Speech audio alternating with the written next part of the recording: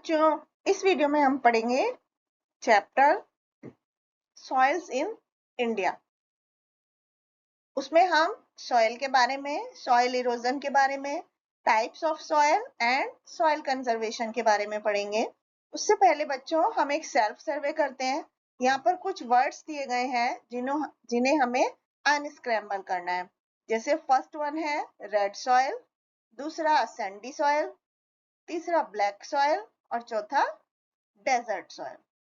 तो बच्चों सॉइल क्या होती है? अर्थ की सरफेस पर एक पतली लेयर होती है एक मटेरियल की, जिसमें कि प्लांट्स उगते हैं, उनकी रूट्स होती हैं। इसमें बहुत सारी चीजें होती हैं, जैसे कि वेथर्ड रॉक्स होती हैं, सड़े हुए प्लांट, एनिमल मैटर होते हैं। इसको हम सॉइल बोलते हैं और ये बहुत ही लंबे समय के बाद सॉइल बनती है। Soil is one of the 3 major natural resource. हवा और पानी के बाद सॉइल एक इम्पॉर्टेंट नेचुरल रिसोर्स है। इसके बहुत सारे मार्वलेस ये जो है it is one of the marvellous product of nature. बिना इसके कोई लाइफ नहीं होगी। नेचुरल मीडियम है प्लांट के ग्रोथ का। सॉइल को अनकॉन्सोलिडेटेड मिनरल मैटर चाहिए होता है और कुछ जेनेटिक और इन्वायरमेंटल फैक्टर होते हैं, जैसे parent material, climate, organism, topography. ये सब समय के साथ काम करते रहते हैं। तो फसल के लिए मिट्टी जो है वो न्यूट्रिएंट्स और पानी उसको चाहिए होता है, जिससे कि अच्छे प्लांट ग्रो हो। तो वो सॉइल अच्छी मानी जाती है जिसमें मिनरल मैटर, ऑर्गेनिक मैटर, पानी और हवा अच्छी होती है। तो बहुत तरह की सॉइल होती है हमारे नेचर में। 2 मेजर सिस्टम्स होते हैं, वर्नाकुलर सिस्टम और साइंटिफिक सिस्टम। तो 6 अलग अलग तरह की मिट्टी पाई जाती है भारत में। It takes more than 100 years. Nature से मिट्टी बनने में 100 से भी ज्यादा साल लगते हैं। अब हम पढ़ेंगे टाइप्स ऑफ सॉइल। सबसे पहले एलुवियल सॉइल। एलुवियल सॉइल बच्चों सैंडियर है उनके कंपोजिशन में। इस सॉइल में रेडिश ब्राउन कलर की सॉइल होती है और इसमें alluvial soil mainly northern India के प्लेन्स में पाई जाती है।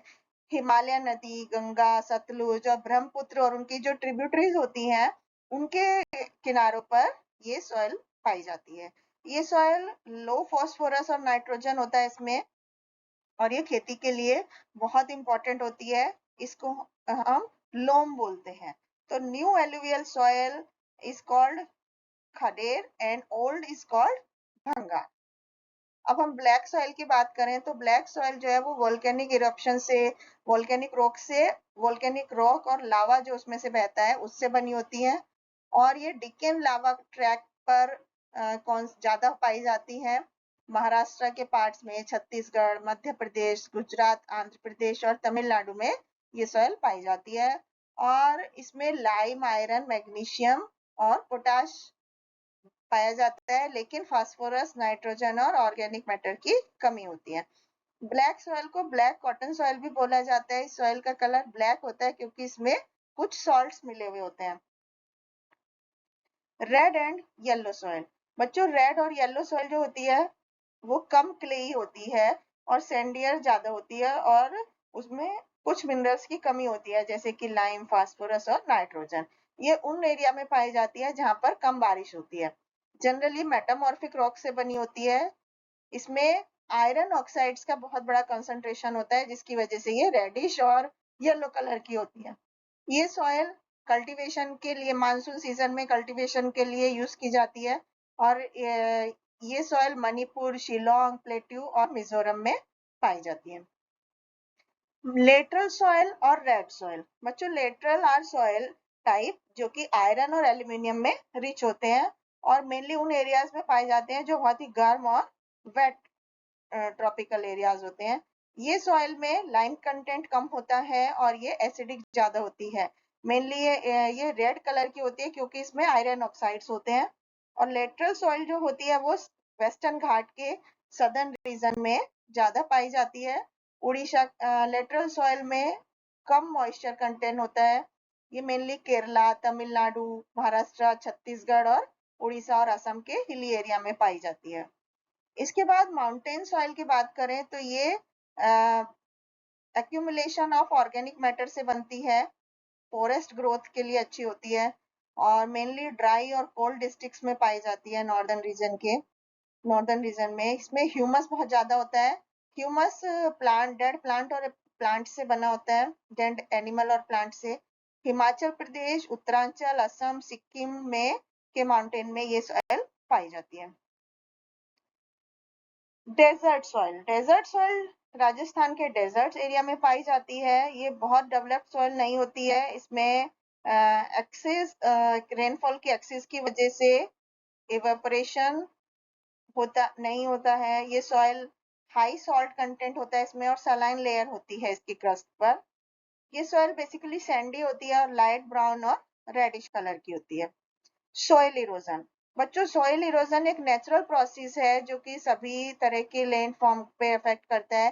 खेती में सॉइल इरोजन का मतलब होता है जो टॉप सॉइल होती है मिट्टी की, अर्थ की सरफेस की, वो हवा के साथ दूर चली जाती है या पानी में बहकर चली जाती है।